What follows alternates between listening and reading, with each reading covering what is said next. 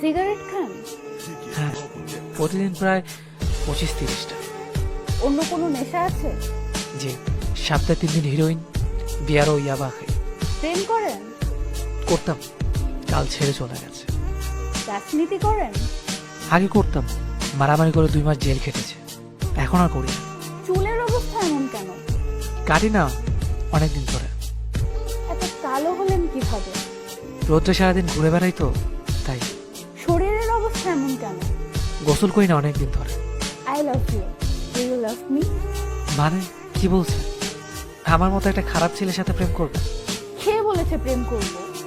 এই তো মাত্র বললেন I love you. I love you বলছি, প্রেম করব বলছি?